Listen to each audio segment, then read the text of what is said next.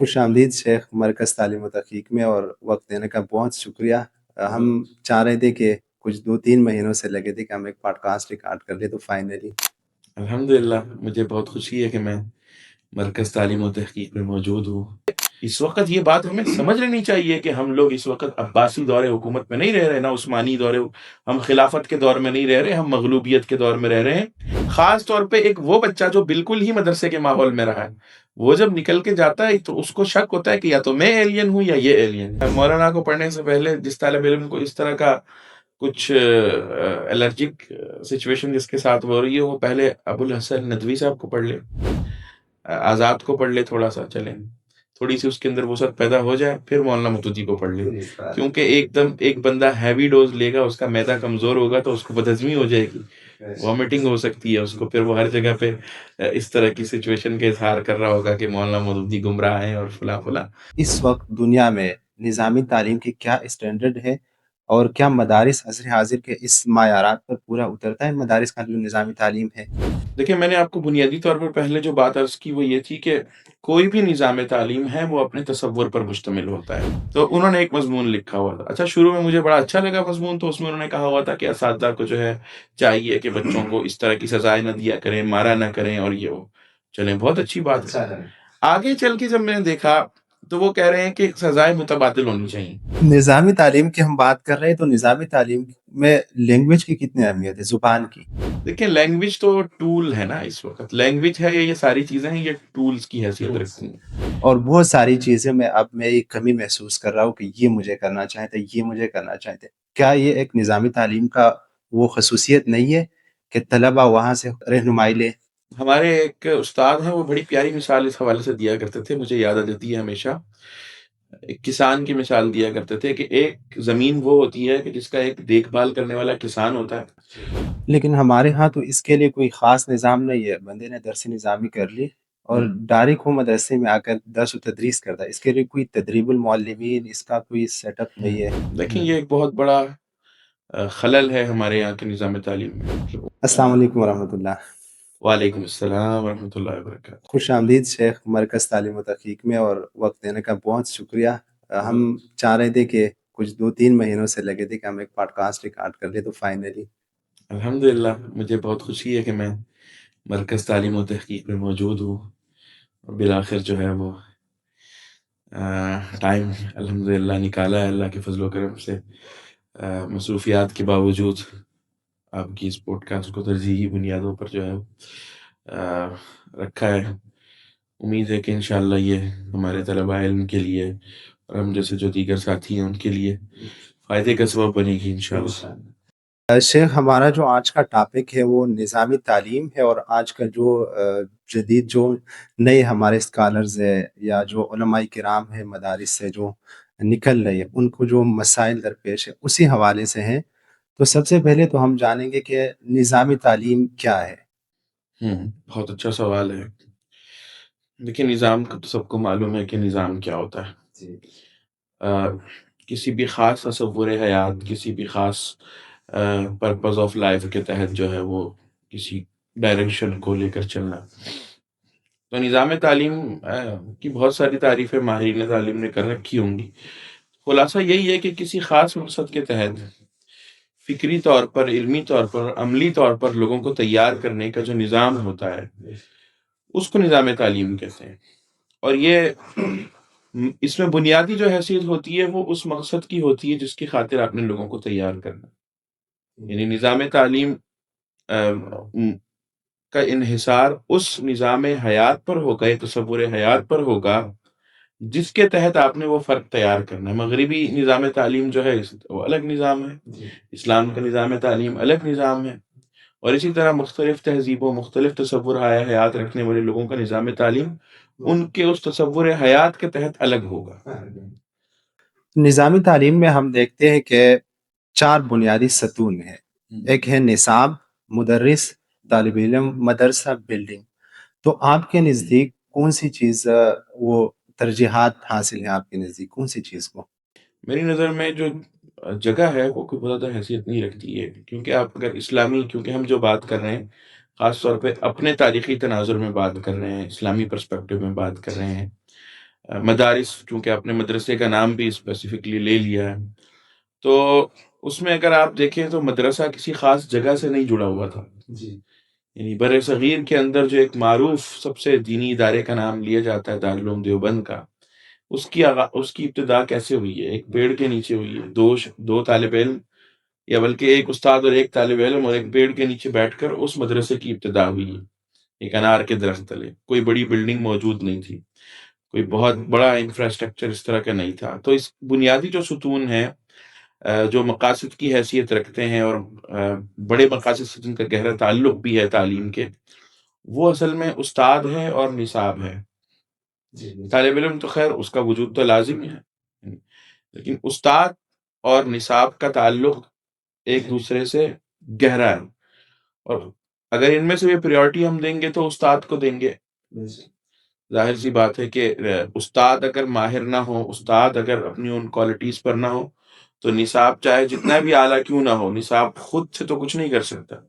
آپ دیکھیں اللہ کے نبی صلی اللہ علیہ وسلم کو اللہ تعالیٰ نے بھیجا ہے باقاعدہ معلم بنا کر. کتاب اس طرح نہیں اتاری جس طرح پچھلی امتوں میں یہ ہوا تھا کہ کتاب اتارتی جاتی. موسیٰ علیہ السلام کو کہا کہ جا کے کتابیں لیں. ولما سکت عن موسیٰ الغضب اخذ الالواح وفی نسختها هدى ورحمة للذین هم لربهم يرهبون.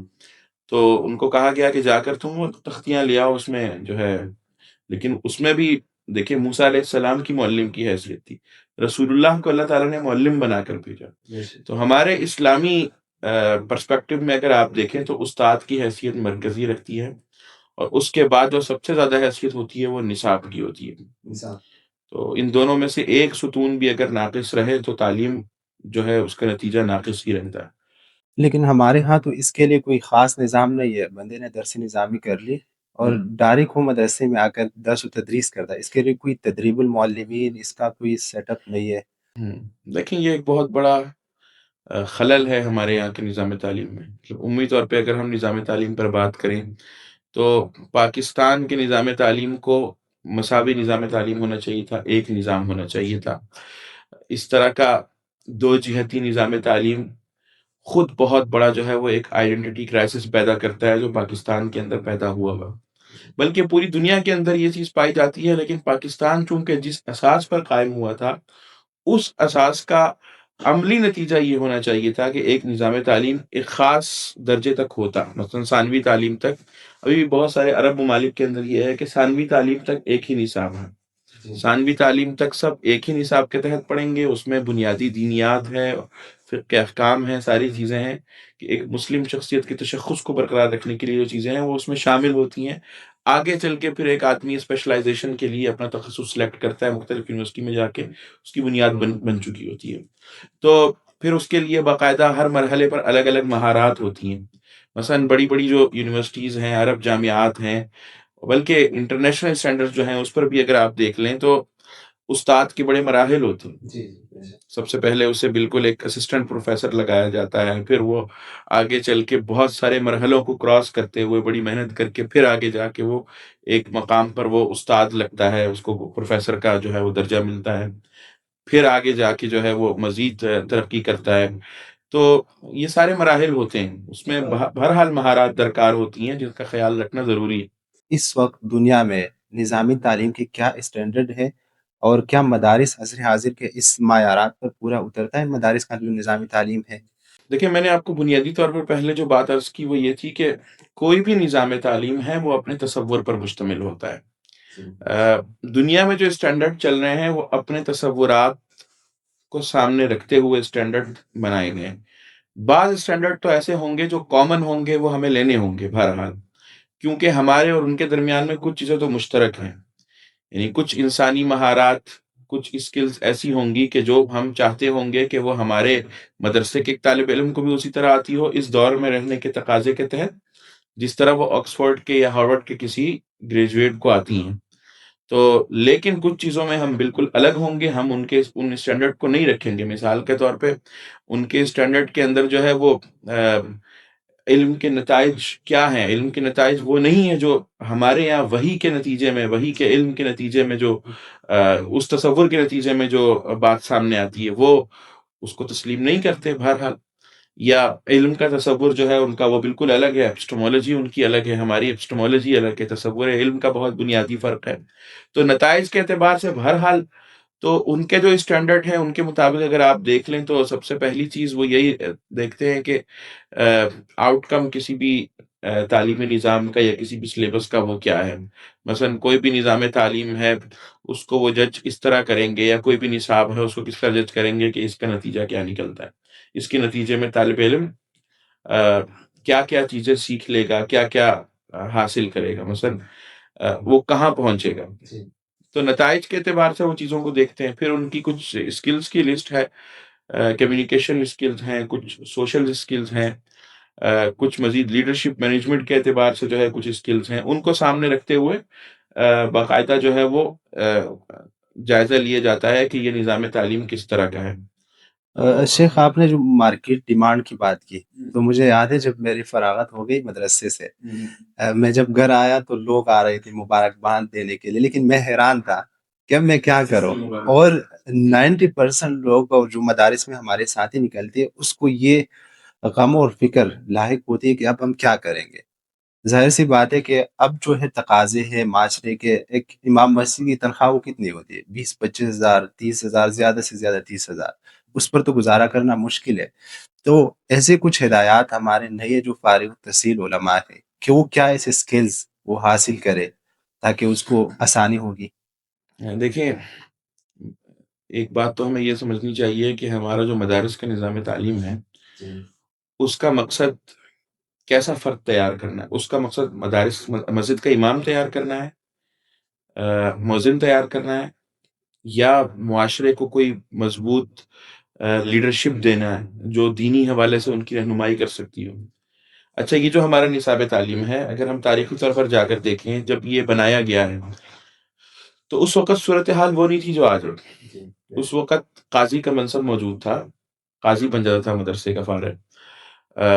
امام جو تھا وہ بہت سے مناصب اپنے پاس رکھتا تھا جو آج کسی امام کے پاس نہیں ہوتے۔ مثلا اب لوگوں کے فیصلے وہ کیا کرتا تھا، امام سے لوگ اپنے فیصلے کروایا کرتے تھے۔ مطلب ایک پوری علاقے کا ایک بہرحال ہاں اس کی کوئی حیثیت ہوتی تھی، جس طرح آج ایک کونسلر کی حیثیت ہوتی ہے، کسی امام کی حیثیت ہوا کرتی تھی اس زمانے کے اندر۔ اور اس طرح کی بہت سی چیزیں ہوا کرتی تھیں، اتھارٹی تھی، دینی لوگوں کی کوئی اتھارٹی ہوتی تھی، یہ دین کی ایک ویلیو قائم تھی، اس وقت مرجعیت کسی نہ کسی قدر قائم تھی دین کی۔ اس دور میں یہ نصاب تشکیل دیا گیا۔ اس دور میں ٹھیک تھا کہ ایک قاضی تیار ہو جائے گا، ایک مفتی تیار ہو جائے گا، اور وہ اپنے زمانے کا ویلڈ شخص ہوتا تھا، اس کی جو صالحیت تھی وہ اپنے زمانے میں برقرار رہتی تھی، انویلڈ نہیں ہوتا تھا وہ۔ جب وہ نکلتا تھا تو اس کے لیے سارے مناصب موجود ہوتے تھے۔ تو اب آپ دیکھیں نا کہ ہمارا جو طالب علم ہے مدرسے کا وہ بیچارہ 8 سال لگاتا ہے۔ مولانا مناظر احسن گیلانی صاحب نے اس نظام تعلیم کے جائزے پر ایک کتاب بھی لکھی بڑی اچھی، اس میں انہوں نے بہت پیارا جملہ کہا ہے جو ہمارے اس طالب علم کی سچویشن کی عکاسی کرتا ہے۔ کیا کہتے ہیں کہ وہ جب مدرسے سے نکلتا ہے تو وہ بیچارہ ایسے پریشان ہو رہا ہوتا ہے جیسے غار سے نکل کے ایک دم روشنی میں چل گیا ہے، وہ نہیں سمجھ میں آ رہی ہوتی کیا کرے گا۔ تو اس کی صورتحال یہ ہوتی ہے۔ اور دوسری طرف آپ دیکھیں جس دنیا میں وہ رہ رہا ہے اس دنیا میں جتنے بھی مناصب ہیں، یہ جتنی بھی بڑی بڑی پوزیشنز ہیں، وہ اپنی کوئی جگہ وہاں پہ نہیں دیکھ رہا ہوتا۔ وہ کہہ رہا ہوتا ہے کہ وہ خوف کی ایک کیفیت میں آ جاتا ہے، اس کو بھاگنے کے لیے صرف 2-3 جگہ نظر آتی ہیں، ایک مسجد، ایک مدرسہ، باقی اس کو نظر آ رہا ہوتا ہے کہ میری کوئی جگہ ہی نہیں ہے، کیونکہ وہاں جو سارے منصب، ساری پوزیشن جو اس نئے معاشرے کے اندر، جدید معاشرے کے اندر ہے، وہاں پہ کوئی شخص اگر بیٹھ سکتا ہے، اس جگہ کے لیے کوئی شخص کیپیبل ہو سکتا ہے تو وہ یونیورسٹی سے آیا ہوا ہے، میں تو ہو ہی نہیں سکتا ہوں۔ تو وہ اس احساس کمتری میں آ کے پھر وہ اپنے اس دائرے سے بالکل چمٹ جاتا ہے، اور پھر وہ کہتا ہے کہ یہاں سے میرا نکلنا ہی نہیں ہے۔ اور پھر ایک اس پوری سچویشن کے نتیجے میں ایک نفسیات پوری تشکیل پا چکی ہے، جس کے نتیجے میں جب بھی تبدیلی کی بات ہو رہی ہوتی ہے تو ہمارے بہت سارے لوگوں کو یوں لگ رہا ہوتا ہے کہ جس طرح ایک بچے سے اس کا کھلونا چھینا جا رہا ہوتا ہے تو اسے خوف محسوس ہوتا ہے کہ اس کے چھیننے کے بعد پتہ نہیں کیا ہو جائے گا۔ تو وہ پھر ایک شور مچاتا ہے کہ یار بالکل آپ ہمارے خلاف کوئی سازش کر رہے ہیں، آپ پتہ نہیں کیا کر رہے ہیں، ہم کریں گے کیا اس کے علاوہ، ہماری تو کوئی پوزیشن ہی نہیں ہے اس کے علاوہ۔ یہ بہت تلخ حقیقت ہے جسے ہمیں تسلیم کرنا چاہیے۔ مدارس میں جو آپ کیریئر کونسلنگ کی جو عنصر ہے وہ مکمل غائب ہے اگر دیکھا جائے. اگر میری بات کی جائے یا کسی اور طالب علم کی تو فیملی بیک گراؤنڈ میں اس طرح کوئی بھی نہیں ہے. جو بھی فیصلے میں نے لیے ہے تو خود لیے ہے، اور بہت ساری چیزیں میں ایک کمی محسوس کر رہا ہوں کہ یہ مجھے کرنا چاہتے، یہ مجھے کرنا چاہتے. کیا یہ ایک نظامی تعلیم کا وہ خصوصیت نہیں ہے کہ طلبہ وہاں سے رہنمائی لے؟ ہمارے ایک استاد ہیں، وہ بڑی پیاری مثال اس حوالے سے دیا کرتے تھے، مجھے یاد آ جاتی ہے ہمیشہ. ایک کسان کی مثال دیا کرتے تھے کہ ایک زمین وہ ہوتی ہے کہ جس کا ایک دیکھ بھال کرنے والا کسان ہوتا ہے، جو اس کی فصلوں کو اپنی صحیح حالت میں برقرار رکھتا ہے. اگر کچھ درخت جو ہے وہ اپنی حد سے تجاوز کر رہے ہوتے ہیں تو ان کو ٹھیک بھی کر دیتا ہے. بروقت ان فصلوں میں وہ پانی بھی دیتا ہے، اور ان کو وائرس سے، کیڑوں سے اور اس طرح کی چیزوں سے بچانے کے لیے کھاد بھی دیتا ہے. تو ایک پورے سسٹم کے تحت وہ چلا رہا ہوتا ہے. تو اس زمین پر جو فصل اگی ہے 90% یہ ہوتا ہے کہ وہ اچھی فصل ہے، کیونکہ اس کو باقاعدہ ایک مرتب نظام کے تحت تیار کیا گیا. اور ایک اور زمین ہے، وہ زمین ایسی ہے کہ بنجر زمین ہے، اس میں کسی نے بیج ڈال دیا تھا، اب وہاں کوئی درخت نکل گیا ہے، وہاں سے کوئی فصل اگ گئی ہے، یا ایک شخص نے وہاں پہ کوئی بہت سارے درخت لگا دیے ہیں، اس طرح کی دیکھ بھال نہیں ہے، پانی ڈالنے کا بھی انتظام نہیں ہے. وہاں سے یہ ہوگا کہ دو تین کچھ اچھی چیزیں نکل آئیں گی. عمومی طور پر کوئی بہت اچھی کارکردگی نہیں ہوگی. بدقسمتی سے ہمارے یہاں اس وقت جو سچویشن ہے نا وہ یہ ہے کہ ایسا کوئی انتظام نہیں ہے طالب علم کے لیے. ہم خود اس مرحلے سے گزر چکے ہیں مدرسے کے اندر، مطلب ہم نے بلکہ مدارس کے اندر مختلف وقت گزارا ہے. تو یہی ہوتا ہے کہ انسان کی اپنی ذاتی زندگی کے حوالے سے کوئی رہنمائی موجود نہیں ہوتی کہ اس نے کیا کرنا ہے.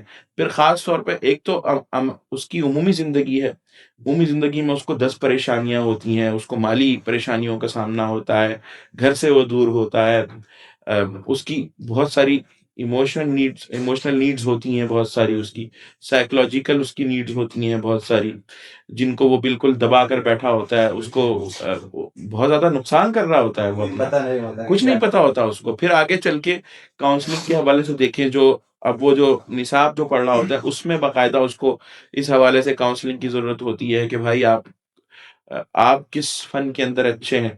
ایسے اساتذہ باقاعدہ جو اپریشیٹ کر رہے ہوں، کہ ہر طالب علم کو دیکھ کر بتا رہے ہوں کہ آپ اس فن کے اندر مزید آگے بڑھ سکتے ہیں، آپ اس فن کے اندر اپنے آپ کو پختہ کس طرح کریں گے. مزید اس کو کتابیں بتائی جا رہی ہوں، جدید جو تحقیقات آئی ہوئی ہیں اس فن پر اس کو بتائی جا رہی ہوں کہ بیٹا آپ وہ بھی دیکھ لیں، وہ بھی دیکھ لیں. قسمت سے کوئی اگر کسی طالب علم کو ایسا استاد مل جاتا ہے تو یہ اللہ کا کوئی فضل و کرم ہے. عمومی طور پر ایسا کوئی نظام نہیں ہوتا کہ جس میں پریورٹی کی بنیاد پہ یہ چیزیں رکھی گئی ہوں باقاعدہ، کہ ہر طالب علم کی اس طرح کاؤنسلنگ بھی ہو رہی ہو، رہنمائی ہو رہی ہو، دینی اعتبار سے بھی ہو رہی ہو، اس کی نفسیاتی اور جذباتی اعتبار سے بھی اس کی رہنمائی ہو رہی ہو، تاکہ ایک مضبوط شخصیت بھی پروان چڑھ رہی ہو. ورنہ ایک کمزور شخصیت جو احساس کمتری میں گڑ گڑ کر جی کر اس نے وقت گزارا ہوگا، اس کے جو اس نے ہمیشہ سے یہی سیکھا ہوگا کہ بس زہد کے نام پر اور تزکیے کے نام پر جو ہے وہ آپ نفس کشی کریں. نفس کا تزکیہ جو ہے وہ یہ ہے کہ نفس کو قتل کر دیں، آپ اپنی جو جائز آپ کی حاجات ہیں ان کو بھی آپ ختم کر کے رکھیں، اور آپ نے ہنس کے کسی سے بات ہی نہیں کرنی ہے. استاد کو اگر مسکرا کر دیکھ کے بات کر لیے تو یہ تو استاد کی بے ادبی ہو گئی ہے. آپ کی نگاہ استاد کے جوتے سے اوپر نہیں اٹھنی چاہیے. یا پھر جو ہے نا، مطلب ایسا ڈکٹیٹرشپ والا ماحول جب ہوگا، یہ بہت سخت لفظ ہو گیا ہوگا، لیکن بدقسمتی سے یہ بعض مدارس کی صورتحال ہے. میں بڑے مدارس کی بات نہیں کر رہا. شیخ آپ نے جو بات کی نا، اس سے ایک بات مجھے یاد آ گئی. مجھے یاد ہے ایک خیبر میں ایک مدرسہ ہے، نام نہیں لینا چاہیے، لیکن طلبہ کہہ رہے تھے کہ آپ نے سامنے سے نہیں آیا بائک پر، کیونکہ پیچھے والے دروازے سے آ جائے، کیونکہ سامنے اساتذہ بیٹھے. تو اسی طرح کا جو خوف کا جو خوف کا ایسے لگتا ہے کہ مدرسہ نہیں ہے، کہ کسی یہ سلطان کی نگری ہے، اور وہ اپنے تخت پر جو ہے وہ برجمان ہے، بیٹھا ہوا ہے اپنے وزیروں کے ساتھ. مطلب بعض مدارس کے اندر تو ہم نے دیکھا ہے باقاعدہ یہ خوف کی فضا ہم نے محسوس کی ہے کہ محتمم صاحب جو تھے وہ ایک سلطان جابر کی طرح اپنے تخت پر بیٹھے ہوئے ہیں. اب استاد سے اگر سوال کر لیا، مثلا ایک طالب علم نے اگر سوال کر لیا ہے، ہمیں یاد ہے کہ ایسا ماحول ہوتا تھا کہ اگر بچے نے سوال کر لیا ہے استاد سے تو اس کو اپریشیٹ کرنے کی بجائے اس کی حوصلہ شکنی ہوتی تھی کہ تم نے کیسے پوچھ لیا، کیونکہ استاد تو اردو شرح دیکھ کے آئے ہوتے تھے. اور اردو شرح میں تو وہ سوال نہیں ہوتا جو طالب علم نے پوچھا. استاد صاحب خود جو ہے وہ ان کی اتنی نظر ہوتی نہیں تھی مصادر اور مراجع پر کہ وہ ایک طالب علم کو قائل کر سکیں. اس کے نتیجے میں دیکھیں ایک کمزور شخصیت وجود پا رہی ہے. ایک کمزور شخصیت جو ہے جس کے قلبی پہلو بھی جو ہیں وہ سارے خراب ہو چکے ہیں، نفسیاتی پہلو بھی اس کے ٹھیک نہیں ہے، اور پھر اس کے اندر خود اس کے نتیجے میں بہت سارے عیب پیدا ہو جاتے ہیں، بہت ساری حسد کا اس کے اندر جذبہ پیدا ہو جاتا ہے. مثلا ایک کمپیریزن والا ماحول بہت زیادہ ہوتا ہے مدارس میں، مقابلے بہت زیادہ ہو رہے ہوتے ہیں، اس یعنی طرح ہے. نہیں ہونے چاہیے حقیقت میں. پھر مقابلے کے نتیجے میں بھی یہ ہوتا ہے کہ ایک فریق کی حوصلہ افزائی دوسرے کی حوصلہ شکنی ہو رہی ہوتی ہے. تو بہت ساری چیزیں ہیں. دیکھیں نصاب پر بات ہوتی ہے ہمیشہ، نصاب کے علاوہ بھی بہت سارے مسائل ہیں، بہت سارا. لیکن جب ہم یہ بات کر رہے ہوتے ہیں تو اس کا مطلب یہ نہیں ہوتا کہ ہم جو ہے وہ یہ کہہ رہے ہیں کہ جامعات یا باقی جو عصری ادارے ہیں ان کے اندر کوئی بہت آئیڈیل ماحول ہے. ہاں. عمومی طور پہ فساد ہر جگہ ہے، لیکن ہم چونکہ اپنے اس تناظر کے اندر بات کر رہے ہیں، اور ہم ان اريد الا الاصلاح ما استطعت، ہم کیونکہ اس وقت زمانہ بہت ایڈوانس ہو چکا ہے، آگے بڑھ چکا ہے.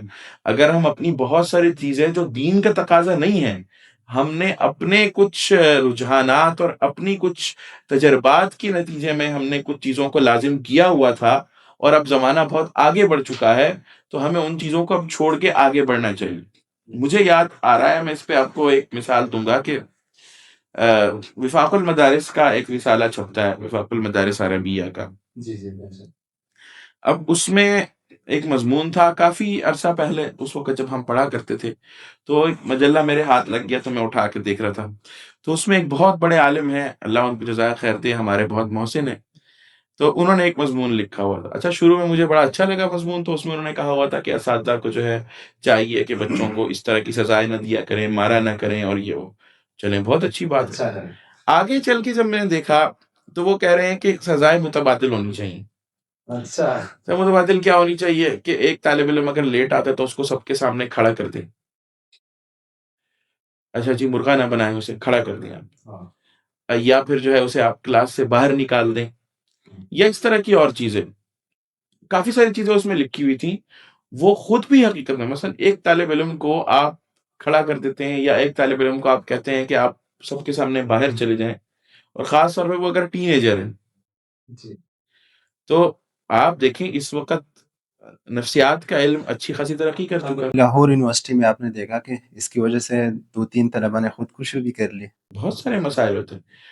یعنی مدرسے کے طالب علم کی کاؤنسلنگ، اس کی بات سننے کے لیے کوئی بیٹھا ہوا اس کی بات سنے، تو وہ بیچارہ بھی کئی مرحلوں سے شاید اس نتیجے پر پہنچا ہو کہ میں کیا کروں. اب گھر وہ بیچارہ جا کے بتا نہیں سکتا، کیونکہ ابو نے یہ کہا ہوتا ہے اس کو کہ بھائی ہڈیاں ہماری، گوشت تمہارا، وہ والا قاعدہ ابھی تک چل رہا ہوتا ہے. تو اس کے نتیجے میں بہت کمزور شخصیت پیدا ہوتی ہے. وہ بیچارہ اگر 8 سال بعد جب جاتا ہے نا باہر معاشرے کے اندر، تو اسے دنیا کی ہر چیز سے پھر عداوت محسوس ہوتی ہے، حقیقت میں ہوتی ہے. یہ کوئی اچھا یہ قاعدہ کلیہ عام نہیں ہے، ہم استثنائی بات کر رہے ہیں. ہم پھر بھی ہم کہہ رہے ہیں کہ جو بڑے مدارس ہیں انہوں نے بہت بہتر کیا ہے نظام کو، اور چھوٹے مدارس کو چاہیے کہ کسی نہ کسی جو بڑے مدرسے کو جو ماڈل ایک بن چکا ہے کسی بھی مسلک کا، اس کو دیکھے اور اس کے تحت اپنے آپ کو اپڈیٹ کرے، ورنہ اس کے نتیجے میں بہت زیادہ انتشار پیدا ہوگا. مدارس سے جو لوگ بدزن ہو رہے ہیں، یا پھر یہی ہوتا ہے کہ مدارس کے اپنے نکلے ہوئے، مدارس کے اپنے جو ابناء ہیں، اپنے فرزند ہیں، وہی نکل کے سب سے زیادہ نقصان پہنچاتے وہی لوگ.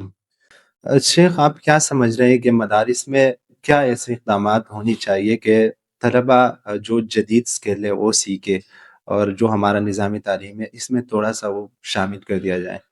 دیکھیں سب سے پہلی تو چیز یہ ہے کہ ہمیں اپنے اس خوف کے دائرے سے باہر نکل کے سوچنا ہوگا تھوڑا سا.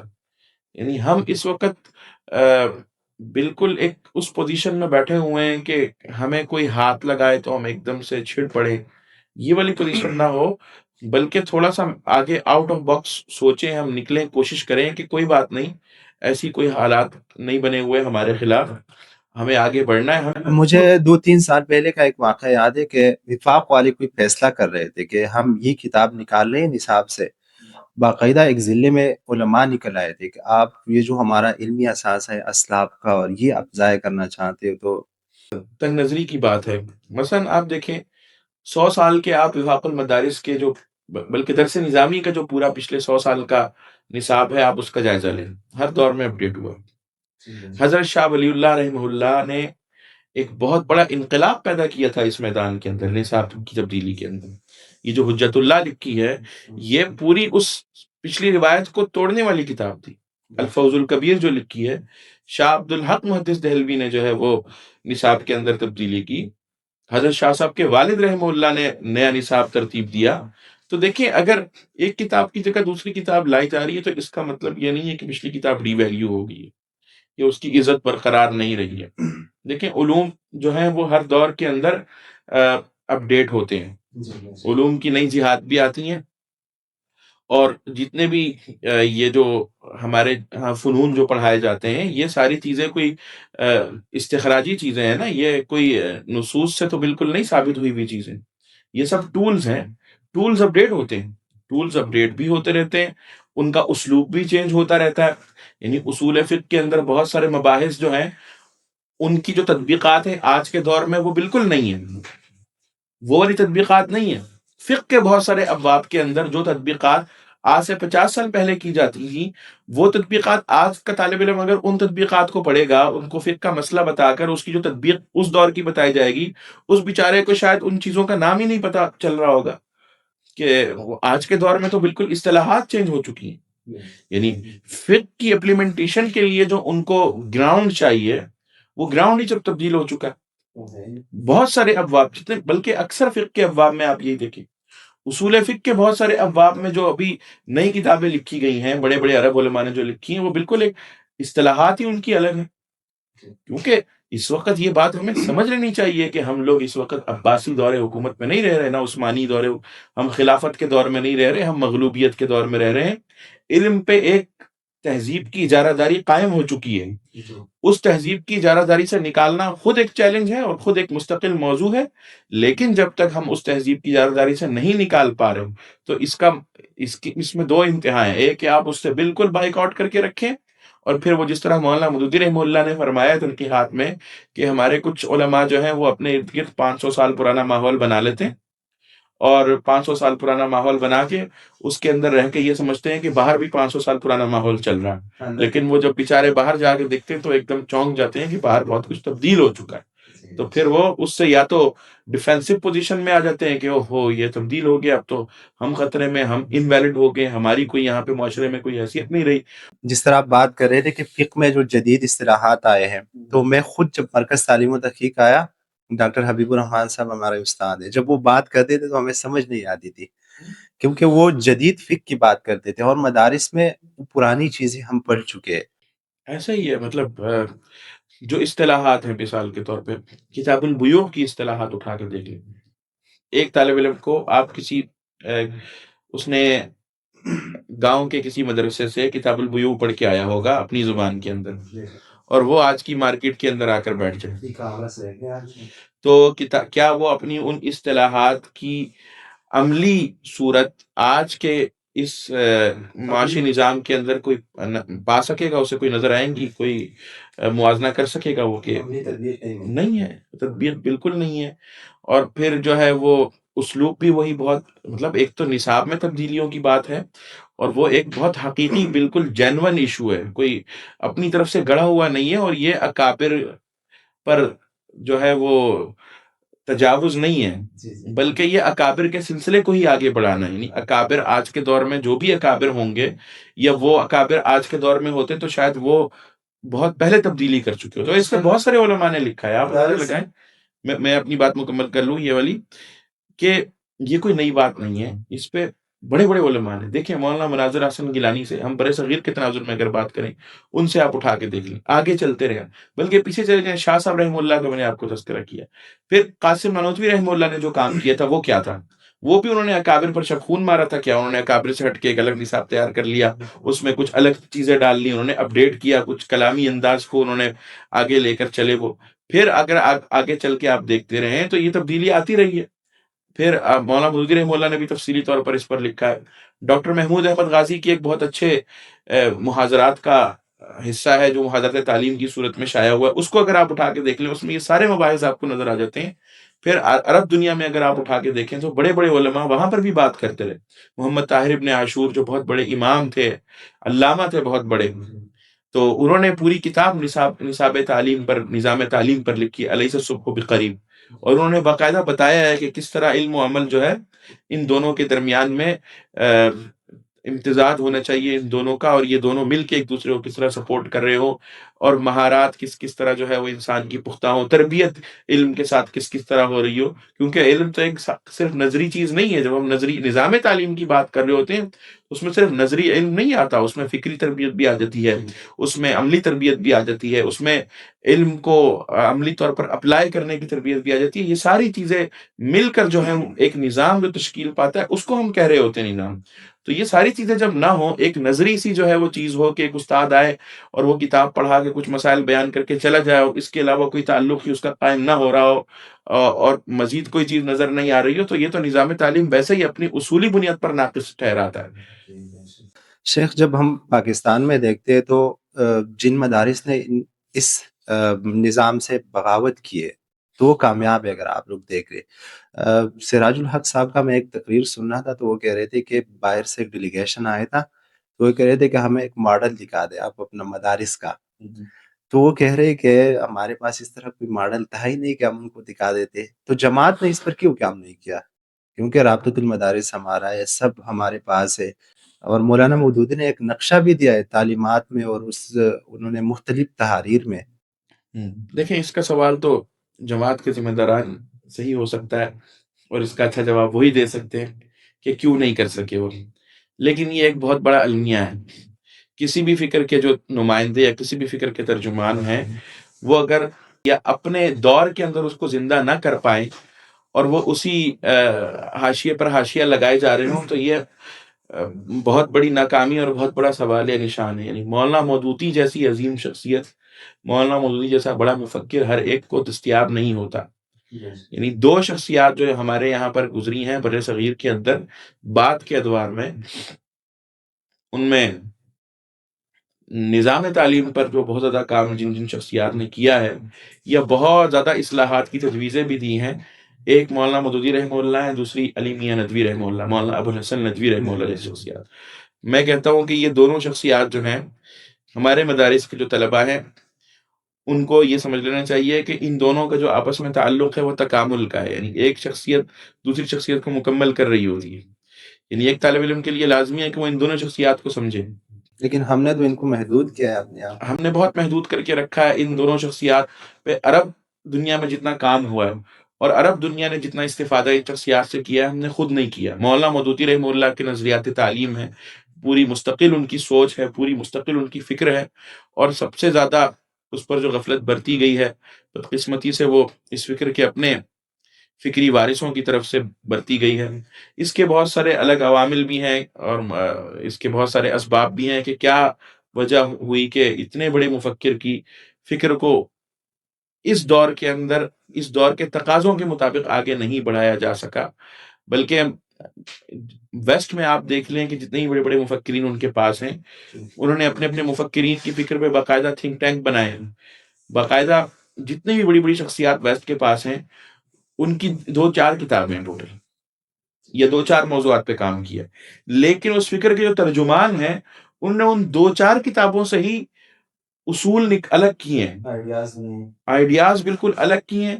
پھر ان کی ان 2-4 کتابوں سے کسی اور فکر کے بارے میں، اگر مثلا اب مارکس کی کتاب سے اگر جو ہے وہ ان کا نظریہ تاریخ کو، انہوں نے الگ سے کوئی کتاب نہیں لکھی ہوئی، لیکن مارکس کے جو ماننے والے ہیں وہ مارکس کے نظریہ تاریخ پر اس کی کتابوں سے الگ کتاب نکال لیں گے، اس کے تصور حیات پہ ایک پوری الگ کتاب نکال لیں گے، یا اس کے جو ہے وہ سیاسی نظریات پر کچھ الگ چیزیں نکال کر اس پہ باقاعدہ آج کے دور کے مسائل کو لے کر آ رہے ہوں گے، اور آج کے دور کے مسائل کا حل جو ہے وہ اس کی فکر سے دے رہے ہوں گے. کچھ لوگ، بہرحال آج کے دور میں تو مارکسی بھی اس لیول کے نہیں رہے ہیں، لیکن عمومی طور پہ بڑے بڑے مفکرین جو ہیں ان کے ساتھ یہ ہوتا ہے.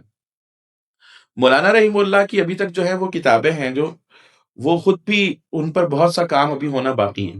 مولانا کا فکری کام جو ہے اس میں ابھی بہت ساری تشنگی ہے، اس پہ کام ہونا چاہیے. مولانا کے تعلیمی نظریات پر عملی طور پر ادارے وجود میں آئے. دیکھیں، میں نے آپ کو جو بنیادی بات پہلے بھی کی تھی کہ ادارے سے زیادہ جو ہے اہم شخصیات ہوتی ہیں. ہمارے یہاں بہت بڑا مسئلہ جو ایک دعوتی اور ہمارے علمی حلقوں میں رہتا ہے، جس کو توریث الدعوی کہا جاتا ہے. توریث الدعوی یہ ہے کہ آپ کی جو دعوتی میراث ہے وہ اسی روح کے ساتھ اگلی جنریشن میں منتقل ہو پائے. یہ ایک بہت بڑا گیپ ہے جو اسلامی حلقوں کے اندر پایا جاتا ہے. ادارہ بن جاتا ہے کسی بڑے مفکر کی فکر پر، 10 ادارے بن جاتے ہیں اس کی زندگی میں، لیکن جیسے ہی اس کا انتقال ہوتا ہے ادارے تو باقی رہتے ہیں، وسائل بھی سارے جنریٹ ہو جاتے ہیں اور وسائل بالکل بیکار رہ جاتے ہیں.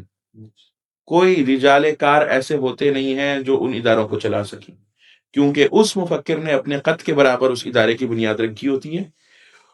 اور لیکن مسئلہ اس کی طرف سے بھی یہ ہوا ہوتا ہے کہ اس نے آگے اپنے لیول کے رجال کار اس طرح کے تیار نہیں کیے ہوتے، یا بعض مختلف عوامل کی وجہ سے وہ رجال کار نہیں تیار ہو پاتے. تو اس کے نتیجے میں یہ ہوتا ہے کہ اتنے بڑے ادارے میں جو مثلا مولانا مودودی کی فکر پہ قائم تھا اور ان تصورات پہ بالکل قائم تھا، بعد کے جو اشخاص آتے ہیں وہ اس کیلیبر کے نہیں ہوتے جو اس ادارے کو چلا پائیں. تو ادارے سے زیادہ شخصیات کی اہمیت ہوتی ہے، اساتذہ کی اہمیت ہوتی ہے، علمی شخصیات، فکری شخصیات جو اس فکر کی وارث ہوں، پورے طور پر اس کو آن کر رہی ہوں، اس کو مزید آگے لے جانے کی صلاحیت اپنے اندر رکھتی ہوں. وہ اگر ہوں تو ادارے چلتے ہیں، ورنہ پھر وہ ادارے جو ہیں وہ کچھ عرصے بعد آپ کو ایک ویران گھر نظر آ رہے ہوتے ہیں، وحشت گدہ لگ رہے ہوتے ہیں، اس میں سارے وسائل ہوتے ہیں، کچھ سمجھ میں نہیں آ رہی ہوتی. پھر آگے اسی فکر کے جو ماننے والے ہوتے ہیں وہ کچھ عرصے میں اس ادارے کو کسی اور مقصد میں لگانے کی سوچتے ہیں کہ یار یہ ادارہ اب کام تو دے رہا نہیں ہے. کیوں کام نہیں دے رہا؟ کیونکہ وہ شخصیت تو رہی نہیں ہے، اس کے بعد اس جیسی کوئی دیگر شخصیت ہم نے تیار نہیں کی تھی. تو ہونا جو اصل میں چاہیے وہ یہ ہے کہ شخصیات کو تیار کرنا. شخصیات کو تیار کریں گے شیخ تو پھر جو سیٹ ہے تو وہ تو نہیں بچتی نا. تو پھر یہ ہے، یہ تو ایک بہت بڑا مسئلہ ہے تربیت سے متعلقہ، کہ اگر انسان کے نفس کی اس بات پہ تربیت نہیں ہوئی کہ وہ خاص طور پہ آپ دیکھیں کہ یہ خود ایک ناکامی ہے، مینجمنٹ کے پرسپیکٹو سے بھی ایک ناکامی ہے کہ آپ ایک شخصیت کا بہت بڑا چرچا کر رہے ہوں اور آپ جو ہے اس شخصیت کے قصیدے پڑھتے رہیں، اور لیکن آپ اس شخصیت کے بعد مزید شخصیات نہ تیار کر پا رہے ہو. یہ ناکامی اور سوالیہ نشان ہے بہت بڑا. ہاں، ہم یہ نہیں کہتے کہ مولانا مودودی جیسی شخصیت تیار ہوگی، مولانا مودودی کی شخصیت میں بہت وقت لگتا ہے، لیکن کم از کم ایسے لوگ جو اس کام کو آگے لے کے چل سکتے ہوں، اس کام کی روح سے واقف ہوں، اس فکری کام کو آگے بڑھائیں، اس فکری کام سے مزید چیزوں کی بنیاد رکھ رہے ہوں. یعنی کتنی باتیں ایسی ہیں جو مولانا مودودی نے صرف اشارتاً کہہ دی ہوں گی. مولانا مودودی ایک آدمی تھے، بہرحال اسی کے مطابق جو ہے انہوں نے کوشش کی، لیکن ایک جو مفکر ہوتا ہے کئی تصورات اس کے ذہن میں ایک ہی وقت میں پروان چڑھ رہے ہوتے ہیں، اور وہ بعض تصورات کی طرف صرف اشارہ دیتا ہے اس امید پر کہ آگے آنے والے لوگ اس اشارے کو مزید آگے لے کے چلیں گے. یہ کام جو ہونا باقی، مثلا آپ دیکھیں ایک بحث جب آپ لکھتے ہیں، آپ ایک جب بحث لکھ رہے ہوتے ہیں، ایک تھیسس آپ لکھ رہے ہوتے ہیں، اس میں آپ آخر میں جا کے جب خلاصہ لکھتے ہیں نا، تو اس میں آپ ایک تو چیلنجز لکھتے ہیں کہ یہ چیلنجز مجھے اس موضوع پہ ریسرچ کرنے میں پیش آئے. پھر آپ اشارتاً دیتے ہیں کہ اس موضوع کے یہ پہلو ابھی تک تشنا ہے، اس پہ کام ہونا چاہیے. تو ہر بڑا مفکر ایسے بہت سارے پروجیکٹ چھوڑ کر جاتا ہے کیونکہ اس کا ایک علمی مزاج ہوتا ہے، تحقیقی مزاج ہوتا ہے. اب یہ آگے اس کے جانشین، اس کے فرزندوں پر ہوتا ہے کہ اس فکر کو کس طرح آگے لے کے چلیں. یہ جو اگر آپ کہیں کہ کرسیاں اور کرسیوں کی لڑائیاں اور یہ ساری چیزیں، اگر یہی چیزیں باقی رکھنی ہے ایک شخص نے، تو پھر اس میں اور ایک نفس کے بندے میں فرق کیا ہوگا؟ شیخ یہ جو ہم نے ایک قاعدہ بنایا ہے کہ یہ دنیاوی تعلیم ہے اور یہ دینی تعلیم ہے، یہ جو خلا اور ایک گیپ ہے ہمارے عصری اداروں میں اور دینی اداروں میں، تو اس خلا اور گیپ کو کیسے ختم کیا جا سکتا ہے؟ دیکھیں کیسے ختم کیا جا سکتا ہے، یہ بہت بڑا سوال ہے. اس سوال کو سمجھنے سے پہلے ہمیں یہ بات سمجھنی ہوگی کہ یہ خلا وجود میں کیسے آیا ہے. کیونکہ کسی مسئلے کا حل تبھی ہم تلاش کر سکتے ہیں جب اس مسئلے کے پیدا ہونے کے اسباب کا ہمیں اچھے سے ادراک ہو. تو ان اسباب کا ہمیں تدارک کرنا ہوگا جو اسباب اس خلا کو تقویت دینے کا باعث بنے. وہ افکار، وہ عوامل یا وہ شخصیات یا وہ مفادات لوگوں کے جن کے نتیجے میں یہ دوہرا نظام تعلیم اب تک قائم ہے. میں نے ابتدا میں بھی یہ بات کر دی کہ دوہرا نظام تعلیم کسی بھی صورت میں قابل قبول نہیں ہونا چاہیے. اس پہ باقاعدہ بات ہونی چاہیے کہ ایک حد تک مشترکہ نظام تعلیم ہو، مثلا ثانوی تعلیم تک مشترکہ نظام تعلیم ہو، بعد میں جا کے اسپیشلائزیشن میں آپ الگ الگ جا کے لے رہے ہو چیزیں، اور اس میں بھی کچھ چیزیں کامن ہوں. مثلا عرب جامعات میں بہت سی جگہوں پہ یہ ہے کہ ایک انجینئرنگ فیکلٹی کا جو طالب علم ہے وہ بھی عقیدہ پڑھتا ہے، وہ بھی قرآن کی تفسیر پڑھتا ہے، وہ بھی جو ہے فقہ احکام بنیادی طور پہ پڑھتا ہے. ایک میڈیکل کا جو ڈاکٹر ہے اس کو بھی احکام پڑھائے جاتے ہیں، اس کو میڈیکل سے متعلقہ شرعی احکام پڑھائے جاتے ہیں. تو یہ دوہرا نظام تعلیم تو نہیں ہوتا. ایک شخص جو ہے وہ، یہ کیسی بات ہو گئی کہ یہ دین ہے یہ دنیا ہے؟ یہ دین اور دنیا یہ تو سیکولر نظریہ ہو گیا کہ قیصر کے لیے جو چیز ہے وہ قیصر کو دے دو، اور خدا کے لیے جو چیز ہے وہ خدا کو دے دو. یہ تو عیسائیوں میں تھی یہ بات کہ بھائی اللہ تعالیٰ جو ہے اس کے لیے عبادات ہیں، اور قیصر جو ہے چرچ تک محدود. ہاں چرچ تک آپ محدود کریں، اس کے لیے جناب وہ ہے کہ اتھارٹی اس کے پاس ہے. تو یہ تصور ہمارے یہاں کس طرح رائج ہو سکتا ہے، کس طرح ہم اس پر قناعت کر کے قائل ہو سکتے ہیں کہ دوہرا نظام تعلیم قبول ہو؟ اس سے بڑا سیکولرزم کیا ہے؟ اس سے بڑا دین سے انحراف کیا ہے؟ یہ تو بہت بڑی بات ہے. تو دوہرا نظام تعلیم نہیں ہونا چاہیے مدارس کے. اچھا، ایک اور بہت بڑا جو مسئلہ ہے وہ یہ ہے کہ یہ رجحان پیدا ہو رہا ہے مدارس کے اندر اس وقت تیزی سے کہ مدرسے کا طالب علم جو ہے اس کو عصری علوم آنے چاہیے. اس میں تو کوئی رائے ہی نہیں ہے دوسری کہ عصری علوم اس کو آنے چاہیے، کیونکہ اس نے جس جگہ پر اپلائی کرنا ہے ان شرعی علوم کو وہ اس کا عصر ہے، اس کا زمانہ ہے نا. تو اس زمانے کے جو علوم ہیں، اس زمانے کو سمجھنے کے لیے جو علوم ہیں اس کو آنے چاہیے. لیکن دیکھیں اس میں بھی ایک بہت بڑی انتہا پیدا ہو گئی ہے کہ ایک طالب علم عصری علوم کس ذہن سے حاصل کر رہا ہے. احساس کمتری کا جذبہ اس کو عصری علوم حاصل کرنے پر ابھار رہا ہے. یعنی وہ اگر مدرسے سے نکل کے جا رہا ہے، ایک یونیورسٹی میں جا کے وہ داخلہ لے رہا ہے، اور یونیورسٹی میں بھی اس کو کچھ محدود نشستوں پر داخلہ دیا جا رہا ہے، ہر جگہ پہ وہ بیچارہ جا بھی نہیں سکتا ہے ہر فیکلٹی کے اندر، اور کچھ محدود نشستوں میں داخلہ وہ لے رہا ہے اس لیے کہ وہ اپنے 8 سال کی اس محنت کو کوس رہا ہے کہ یار میں نے ضائع کی، ادھر سے تو کچھ نہیں ہوا، اب ادھر سے ایک ڈگری لے لیتا ہوں. تو دونوں طرف سے برباد ہے وہ. اب میں یونیورسٹی گیا تو میں چاہتا تھا کہ میں صحافت اور یہ کیمرے کی دنیا ہے، آج کل آرٹیفیشل دور ہے، دین اسلام کی خدمت یہاں پر کر رہا ہوں. تو میں نے جب ڈگری دی ان کو، کیونکہ میں نے بی اے کر کے پریز کر دیا تھا، تو وہ کہہ رہے تھے کہ اس پر آپ نہیں کر سکتے. اب میں بی ایس کر رہا ہوں، ریگولر بی ایس میں کر رہا ہوں، اور 5واں سیمسٹر یہ پورا ہو جائے تو پھر اس کے بعد میں ایم ایس کروں گا، ایم ایس جرنلزم میں چلا جاؤں. یہ بہت بڑا مسئلہ ہے، المیہ ہے ہمارے ہاں. اس میں دیکھیں باقاعدہ جو مؤثر آوازیں ہیں ان کو کردار ادا کرنا چاہیے بہت زیادہ، اور کم از کم ہمیں کچھ ہمارے جو دینی حلقے ہیں، ہمارے جو وفاق ہیں مختلف یا مختلف ذمہ داران ہیں، ان کو بہرحال اس وقت جو ہے وہ خالص طالب علموں کی مصلحتوں کو سامنے رکھتے ہوئے، خالص طلباء کی مصلحتوں کو سامنے رکھتے ہوئے، طلباء کے مستقبل کو سامنے رکھتے ہوئے اس پہ بہرحال بہت سنجیدگی سے سوچنے کی اور لائے عمل بنانے کی ضرورت ہے. یونیورسٹیز کی انتظامیہ سے بھی بات کرنے کی ضرورت ہے. جس قدر یہ فاصلے ختم ہو سکتے ہوں، مدارس کو بھی اپنے آپ کو اس قدر اپڈیٹ کرنا چاہیے، اپنا دامن اس قدر کشادہ کرنا چاہیے کہ وہاں کے لوگ مدارس کے دامن کے اندر پناہ لے سکیں. لیکن شیخ میں جنریشن زی ہوں، اور میرے اور ان کے درمیان جو فاصلہ ہے، جو میرے اعلیٰ حکام ہے یا جو وفاق کے لوگ ہیں، تو ان کو میری بات کس زی جو ہے نا، تو وہ جنریشن زی تھوڑی ہے. مدرسے کا بچہ جو ہے وہ بیچارہ شاہ ولی اللہ کے دور کا بچہ ہے، اور جنریشن زی یہ ہے. حقیقت میں بہت بڑا گیپ. ایک یوں ہوتا ہے کہ جب مدرسے کا بچہ، خاص طور پہ ایک وہ بچہ جو بالکل ہی مدرسے کے ماحول میں رہا ہے، وہ جب نکل کے جاتا ہے تو اس کو شک ہوتا ہے کہ یا تو میں ایلین ہوں یا یہ ایلین ہے، ان دونوں میں سے ایک بات تو ہے. تو وہ اس کو کیا میسج ڈلیور کرے گا؟ کوئی میسج ڈلیور نہیں کرے گا. اس کے نتیجے میں ایک کشمکش پیدا ہوتی ہے اس کے کہ یہ لوگ داڑھی منڈے پینٹ شرٹ والے، یہ دین، وہ اگر وہ دین کے اوپر پھر قابض ہونے کی کوشش کرتا ہے، وہ کہتا ہے کہ یار میں ہی کروں گا بات، یہ کون کر رہا ہے؟ یونیورسٹی کا آدمی دین کی بات کر رہا ہے. اسی لیے آپ دیکھیں نا، عمومی مزاج آپ کو ملے گا کہ فیس بک پہ بھی آپ دیکھیں گے یہ نفسیات کہ ہمارے مدارس کے طلباء جو ہیں وہ نیچے جب کمنٹ کر رہے ہوتے ہیں تو ان کی نفسیات کی عکاسی ہو رہی ہوتی ہے کہ کس طرح شدت سے بات ہو رہی ہوتی ہے.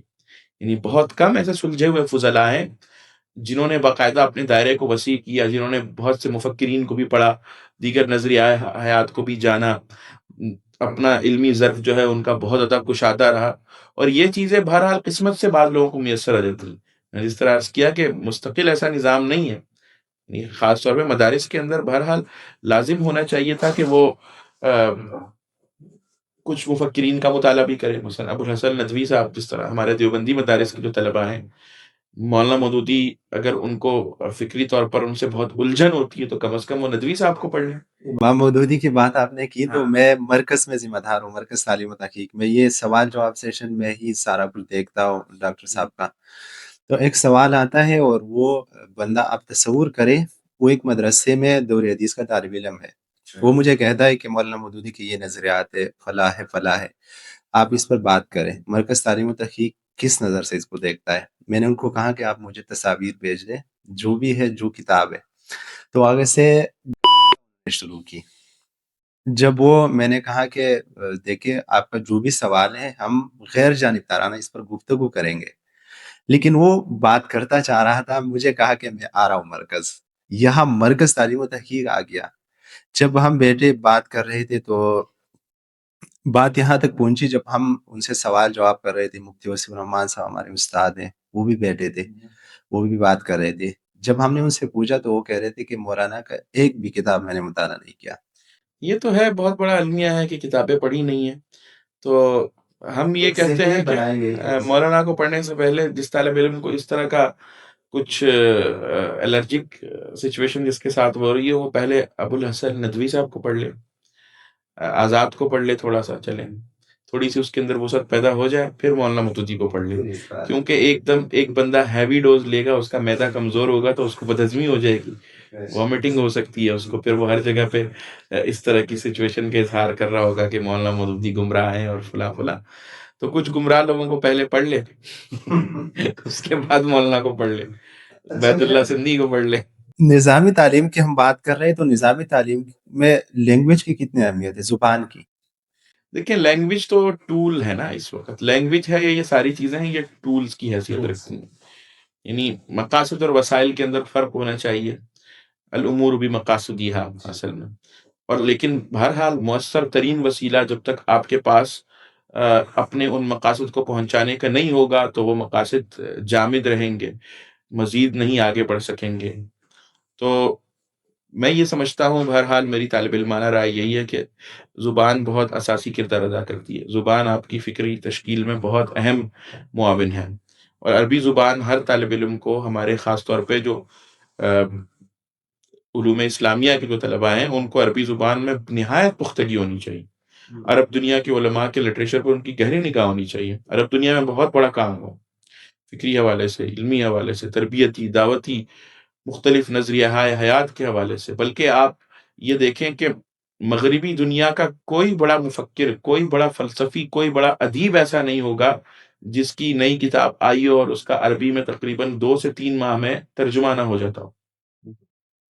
اردو میں اس کا تصور محال ہے، اردو میں نہیں ہے، عربی میں اس کے ترجمے ہو گئے ہوتے ہیں. اس لیے جو اکثر جو عرب علماء ہیں، ان کا اگر یہ مسئلہ رہتا ہے کہ ان کو انگلش نہیں بھی آتی تو انہوں نے عربی میں مغربی مفکرین کو پڑھ لیا ہوتا ہے.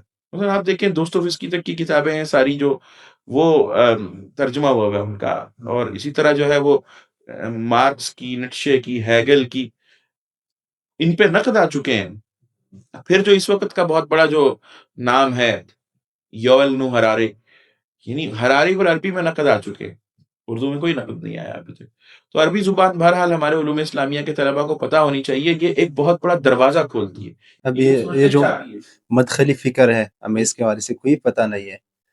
ہاں نہیں، بلکہ جدید رجحانات اس وقت کیا کیا ہیں، علوم اسلامیہ میں کیا کیا جدید رجحانات ہیں، فکر اسلامی کے حوالے سے کیا کیا جدید فکری رجحانات پائے جاتے ہیں ہمارے یہاں، بالکل نہیں معلوم.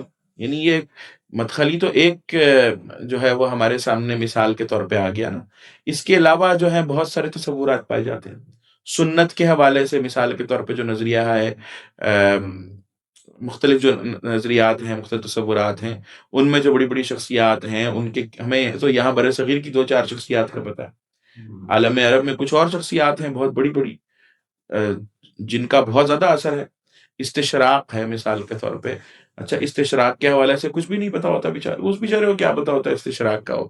تو استشراق کے بعد اب استغراق ایک اصطلاح ہے پوری، کہ مغربی علوم کا مطالعہ اس طرح کریں جس طرح مستشرقین نے مشرقی علوم کا مطالعہ کیا، اور پھر ان پر ایک جوابی بیانیہ قائم کیا جائے۔ اس پہ اتنا زیادہ کام ہو رہا ہے، ٹھیک ٹھاک کام ہو چکا ہے اس پر۔ تو عربی زبان تو بہرحال ایک طالب علم کو اچھی خاصی آنی چاہیے، اور ایک چیز جس پہ فوکس کرنا چاہیے ہمارے مدارس کے طلباء کو، کہ بہت ساری چیزیں جو ہیں وہ آئیڈیل ہیں، ہم جو باتیں کر رہے ہیں اس میں کہ نصاب یوں ہونا چاہیے، یوں ہونا چاہیے، اور میں کیا بات کروں گا، مجھے تو اتنی نسبت بھی نہیں ہے جتنی جو ہے وہ ایک ذرے کو جو ہے وہ ہوتی ہے کسی جو ہے وہ پتھر سے، تو اتنی نسبت بھی مجھے نہیں ہے ان علماء سے جنہوں نے اس پر کام کیا اور اس پر تفصیل سے لکھا کہ نصاب میں کیا کیا تبدیلیاں ہونی چاہیے۔ میں نے آپ کو بتایا شاہ صاحب رحمہ اللہ سے لے کے یہ بڑا طویل سلسلہ ہے نصاب پر۔ تو جو ہمارے پاس حاضر و موجود ہے ہم اس پر بات کرتے ہیں کہ ایک طالب علم کم از کم اتنا کر لے کہ مدرسے کے اندر جو علوم اس کو پڑھائے جا رہے ہیں وہ ایک تو اپنے آپ کو اس مایوسی سے نکالے، احساس کمتری سے نکالے، بہت زیادہ احساس کمتری کے اندر جو پڑ چکا ہے کہ یار کیا بنے گا، اچھے سے پڑھ لے انشاءاللہ، اللہ نے اس کو جتنا رزق دینا ہے وہ تو اللہ اس کو دے گا ہی۔ ایک بات ایمان میں اپنے بٹھا لے کہ لا نسألک رزقا نحن نرزقک والعاقبۃ للتقوی، اور نہیں دینا رزق تو ہم جانتے ہیں ایسے لوگوں کو جنہوں نے بڑی بڑی یونیورسٹیوں سے پی ایچ ڈی کر رکھی ہے لیکن ان کی نوکریاں نہیں لگ رہی بیچاروں کی، ان کے کچھ اپنے مزاج کے مسائل ہیں۔ تو جو علوم اس کو پڑھائے جا رہے ہیں نا مدرسے میں، حاضر و موجود جتنا اس کے پاس ہے اسی کو غنیمت جانے، ان کو صحیح حق دے کے پڑھ لے، کم از کم صحیح حق دے کے جو شرعی علوم اس کو پڑھائے جا رہے ہیں، فقہ، اصول فقہ اور اصول حدیث وغیرہ کے اندر جو جو چیزیں پڑھائی جا رہی ہیں ان کو صحیح طور پر پڑھے، محنت کرے، اور پھر انہی سے متعلقہ مزید توسع پیدا کرے، اپنے اندر تحقیقی مزاج پیدا کرے، اپنے اس دائرے میں رہتے ہوئے ہی جو جو تبدیلیاں اپنے اندر پیدا کر سکتا ہے وہ کرے، مزید ساتھ میں کچھ مفکرین کو پڑھے، عربی زبان سیکھ لینا۔ میں یہ سمجھتا ہوں کہ اگر ہمارا طالب علم عربی زبان ہی سیکھ لے اور عرب دنیا میں قدم رکھ دے تو اس کے بہت سارے مسائل ویسے ہی حل ہو جائیں، اس کو بہت ساری فکری وسعتیں ویسے ہی مل جائیں، اور وہ بہت بڑے بڑے جہانوں کے اندر وہ سفر کرنے کے لائق ہو جائے گا، اس کی اڑان بہت اونچی ہو جائے۔ پھر انگلش زبان بھی سیکھ لے، چونکہ مغرب سے ہمارا اس وقت جو پوری کشمکش اور پوری جو فضا قائم ہے وہ یہی ہے، مغرب سے کشمکش کی فضا ہے نا پوری، علم کے حوالے سے دیکھ لیں، فکر کے حوالے سے دیکھ لیں، تہذیب و تمدن کے حوالے سے جو بڑے بڑے سوال پیدا ہوتے ہیں اس کا تعلق مغرب اور ہمارے ریلیشن پر ڈیپینڈ کرتا ہے۔ تو مغرب تک بات پہنچانی ہے یا مغرب کی چیزوں کو جب ڈائریکٹ سمجھنا ہے، اس میں انگلش زبان کم از کم سے اتنی آنی چاہیے کہ وہ پڑھ کے سمجھ سکے۔ تو یہ ٹولز کا درجہ رکھتی ہیں، باقی وہ بھرپور محنت کریں۔ ابھی مدارس کے امتحانات چل رہے ہیں تو ہمارے بہت سارے فضلاء وہ معاشرے میں جا رہے ہیں، تو ان کے لیے کچھ ایسے ہدایات کہ وہ کیا کرے معاشرے میں جانے سے پہلے؟ دیکھیں، دو اس میں انتہا پسندی کا شکار نہ ہو، وہ ایک تو احساس کمتری سے نکلے اور یہ بات سمجھ لیں کہ اللہ تعالیٰ نے انہیں رزق دینا ہے۔ اور ابو الحسن ندوی صاحب کی ایک کتاب ہے طلباء کے لیے، واجہ سراغ زندگی کے نام سے، میں یہ سمجھتا ہوں کہ ہر مبتدی طالب علم کو اسے بار بار پڑھنا چاہیے، سمجھنا چاہیے، اور اس کے نوٹس بھی بنانے چاہیے۔ ندوی صاحب نے اس میں بنیادی طور پر ایک بہت پیاری بات لکھی ہے کہ اگر آپ اپنے اندر 3 چیزیں پیدا کر لیں تو آپ پہاڑوں میں چلے جائیں، جنگلوں میں چلے جائیں، آپ کو اللہ تعالیٰ قدردان دے گا۔ تو اس میں سب سے پہلی چیز ہے اخلاص، اور پھر جو ہے وہ جوہر ذاتی۔ جوہر ذاتی کیا ہے کہ آپ کے اندر صلاحیت ہو، آپ کے اندر صلاحیت ہو، کیپیبلٹی ہو، اخلاص ہو، صلاحیت ہو آپ کے اندر۔ اور تیسری چیز انہوں نے غالباً جو ہے وہ ذکر کی ہے، دیانتداری سے متعلق ہے یا اس طرح کی ہے، تیسری بھی ایک صفت انہوں نے ذکر کی ہے جو غالباً اب میرے ذہن میں نہیں آ رہی، کہ یہ تینوں صفات اگر انسان کے اندر پیدا ہوں تو اللہ تعالیٰ اس کو ضائع نہیں کرتا، اس کی قدر ہوتی ہے۔ تو یہ وہ یاد رکھے کہ احساس کمتری سے ہمارے طلباء نکلیں، اپنے اندر اچھی اچھی اسکلز پیدا کریں، لیکن اس میں توازن پیدا کرنا بہت ضروری ہے۔ ایک بہت بڑا مسئلہ ہمارے طلباء توازن نہیں قائم رکھ پاتے، وہ جیسے ہی نکلتے ہیں نا تو وہ پھر ان کو پتہ چلتا ہے کہ یار یہ ساری چیزیں تو ہمیں معاشی طور پہ کوئی فائدہ نہیں دے رہی، یہ تو پھر وہ مسجد کے امام مؤذن بنتے ہیں، اور پھر کسی پلاٹ کو ڈھونڈ کے اگر زیادہ شاطر ذہن رکھتے ہو تو وہاں مسجد بنا لیتے ہیں اور انڈسٹری چلتی ہے بہت اچھی۔ یہ یونیورسٹیز میں بہت زیادہ اسپیس ہے، کالجز میں ہمارے فضلہ اس طرح بہت کم آتے ہیں، اس کو تو اس طرح بھی آنا چاہیے۔ اصل میں وہ جو ایک گیپ، کمیونیکیشن گیپ بن گیا ہے نا، فضا اس طرح کی بن گئی ہے، وہ مرج نہیں ہو پا رہے ہوتے۔ میں اکثر ساتھیوں کو اس طرح جانتا ہوں کہ وہ گئے ہیں اس طرف، لیکن ان کو بہت زیادہ مشکلات کا سامنا، وہ جب یونیورسٹی میں جاتے ہیں پڑھانے کے لیے، جسے آپ کہہ رہے ہیں جین زی، وہ مدرسے میں اس نے سارے پروٹوکول دیے ہوتے ہیں، استاد کو اس نے خدا بنا کے رکھا ہوتا ہے، وہاں جاتا ہے تو طالب علم اس کی بات نہیں سنتا، وہ کہتا ہے بھائی جاؤ نکلو، ایسے ہی ہوتا ہے بھائی، ہم نے خود پڑھایا ہے تو ہمیں پتہ ہے۔ مثلا مجھے یاد ہے کہ ایک ادارے میں پڑھاتا تھا تو او لیول اے لیول کے اسٹوڈنٹس ہوتے ہیں وہاں پر، تقریباً بڑے لڑکے ہوتے ہیں، تو وہ 31 لڑکے تھے ایک کلاس میں، انہوں نے باقاعدہ میرا خیال ہے اجماع کر لیا تھا، کسی استاد کو نہیں ٹھہرنے دیتے تھے اپنی، اور وہ ان کی مرضی ہوتی تھی، استاد کھڑا ہوا ہے بورڈ پہ سمجھا رہا ہے جتنا بھی، وہ اتفاق کر کے بیٹھے ہوں گے، کتابیں بند کر کے تو بیٹھے رہیں گے۔ تو میں جب گیا ان کے وہاں تو اچھا انہوں نے مجھے بھیج دیا وہاں پہ کہ جی آپ جائیں یہاں پہ، تو میں جب گیا تو پہلے دن انہوں نے میرے ساتھ وہی سلوک کیا۔ تو اب اس کا ایک طریقہ تو یہ ہوتا ہے کہ میں جو ہے وہ اگلے دن منہ پہ اپنے 12 بجا کر جاؤں اور ایسے غصے کا اظہار کروں کہ میں بہت زیادہ جابر ہوں اور بہت زیادہ ڈکٹیٹر ہوں، مجھے جانتے نہیں ہو۔ یہ چیز مدرسے میں کام کر جاتی ہے، وہاں پہ نہیں کام کرتی۔ تو وہاں پہ آپ یہ کریں گے تو وہاں پہ تو ایسے ایسے کیسز ہیں کہ اساتذہ کے ساتھ باہر کچھ معاملات ہو جاتے ہیں، باہر گیا ہے تو اس کو پتہ ہی نہیں تھا کہ یہ کس کا بیٹا تھا جس کو اس نے ڈانٹا تھا۔ تو اس طرح کے معاملات ہو جاتے ہیں۔ تو اس میں بنیادی چیز یہ ہے کہ وہ بچے برے نہیں ہیں جن کو وہ برا سمجھ لیتا ہے کہ یہ بدتمیز ہیں، یہ کالجوں کے لڑکے، آپ ان کے مزاج کو سمجھیں، ان کے ساتھ آپ معاملہ کرنا جانتے ہو۔ اچھا اگلے دن میں گیا ہوں تو میں نے کتاب بند کی، میں نے کتاب نہیں کھولی، ان کے ساتھ گپ شپ لگائی، یعنی آپ اندازہ لگائیں کہ تھوڑی دیر میں وہ جو بچے اپنا کام کر رہے تھے نا، ادھر ادھر بیٹھے ہوئے تھے کسی کی، وہ بالکل توجہ کے ساتھ بیٹھے ہوئے تھے۔ اب وہ جب 1 مہینے تک میں نے ان کو جب کر لیا سیٹ، اللہ کا فضل ہوا، اللہ نے توفیق دی، ایک کمیونیکیشن ایک اچھا بن گیا، تو پھر انہوں نے کہا کہ اب ٹھیک ہو گیا، اب آپ اپنی پرانی کلاس میں۔ مجھے یاد ہے کہ وہ بچے لڑتے تھے کہ یار اس کو ہماری کلاس سے نہ جانے دو، یہ ہماری کلاس میں پڑھے۔ تو آپ تھوڑا سا اچھے طریقے سے اگر ان سے انٹریکشن کریں گے تو بہت اسپیس کریٹ کر سکتے ہیں آپ۔ وہ بہت برے لوگ نہیں ہیں، بہت اچھے بچے ہیں، بہت پوٹینشیل ہے ان کے اندر۔ اپنے مزاج پر محنت کرنے کی ضرورت ہے، دیکھیں اپنے مزاج پر بہت محنت کرنے کی ضرورت ہے ہمیں طلباء کو، ہمارے مدارس کے فضلاء کو اپنے مزاج کے اندر وسعت پیدا کرنے کی ضرورت ہے۔ دوسرے کو ایک انسان سمجھتے ہوئے اس کے ساتھ کس طرح تعامل کرنا، نفسیات کو پڑھیں، مطالعہ کریں، سمجھیں، مہارات اپنے اندر پیدا کریں، اپنے کمیونیکیشن اسکلز اپنے اندر بہت زیادہ پیدا کریں۔ کمیونیکیشن اسکلز آپ کی جتنی کمزور ہوں گی اتنا زیادہ یہ ہے کہ آپ اپنے آپ کو انویلڈ فیل کریں گے، آپ کہیں پہ ایڈجسٹ نہیں ہو پا رہے، ایلین فیل کر رہے ہیں۔ ہاں آپ ایلین فیل کر رہے ہوں گے حقیقت میں۔ کمیونیکیشن اسکلز اپنی اچھی کریں اور اپنے اندر ایک داعیانہ مزاج پیدا کریں انشاءاللہ، اور اس پوری کائنات کو، مجھے بہت اچھی بات لگی سید قطب رحمہ اللہ نے اپنی کتاب فی ظلال میں لکھی ہے کہ ہمارا جو ایک تعلق اس پوری کائنات سے اور اس پوری کائنات کی ہر چیز سے ہے، وہ دوستانہ تعلق ہے، معاندانہ دشمنانہ تعلق نہیں ہے۔ اس کائنات کا ہر ہر ذرہ، اس کائنات کے پہاڑ، اس کائنات کے سمندر صحرا، یہ ساری چیزیں ہمیں اپنی دوست معلوم ہوتی ہیں، کیونکہ ہم اسی اللہ کی مخلوق ہیں، اس اللہ کی یہ مخلوق ہے۔ ہم ان کو مسخر کر کے ان پہ قبضہ کرنے کے لیے نہیں آئے، ہم ان کو اپنا معاون بنانے کے لیے آئے کہ یہ اللہ کی بندگی میں ہماری معاون ہے۔ تو یہ ہر چیز اس طرح ہے یہاں پہ۔ تو مومن جو ہوتا ہے اس کی نگاہ یہی ہوتی ہے کہ اس کائنات کی ہر چیز میری دوست ہے، شیخ میری ابھی معاون ہے۔ ریسنٹلی پنجاب حکومت نے تنخواہ اور اعزازیہ کا اعلان کیا ہے ائمہ مساجد کے لیے، تو کچھ لوگ اس کو ایک سازش کے تحت لے رہے ہیں، تو اس کو آپ کس نظر سے دیکھ رہے ہیں؟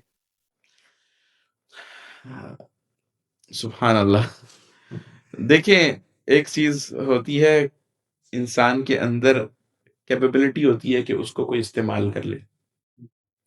اس کو مالک بن نبی رحمہ اللہ بہت بڑے مفکر تھے، انہوں نے کہا قابلیت الاستعمار ہے کہ الاستعمار ایک ہے، قابلیت الاستعمار، یعنی ایک تو ہے استعمار کہ وہ آپ کو آ کے غلام بنا لیتا ہے، لیکن وہ آپ کو غلام اس لیے بنا رہا ہوتا ہے کہ آپ کے اپنے اندر خلا اور کھوکھلا پن اتنا زیادہ ہوتا ہے، تو دیکھیں ہم جب کمزور لوگوں کو پروان چڑھائیں گے، ایک بندے کو ہم نے تیار ہی صرف اس لیے کیا ہوگا کہ وہ مسجد میں 5 ٹائم نمازیں پڑھاتا رہے، ہم اپنے نظام تعلیم کو درست نہیں کریں گے، اس طرح کے لوگ بیچارے تیار ہوں گے کہ معاشی حوالے سے بھی ہم نے ان کو ہمیشہ جو یہ کاؤنسلنگ کی ہوگی، خام خواہ کا زہد ہم نے ان کو سکھایا ہوگا، اور خام خواہ کی جو ہے نا وہ تزکیے کے وہ تصورات جو راہبانہ ہیں وہ پڑھائے ہوں گے، تو وہ جب معاشرے میں جائے گا اس کی ضروریات ہیں، بہرحال ہم نے اس کو معاشی طور پہ اسٹرانگ ہونے کے لیے جائز راہ نہیں دکھا رکھی ہوگی، خود کفیل وہ ویسے نہیں ہوگا تو وہ 25,000 کے لیے کسی کے ایجنڈے پر چلے گئے۔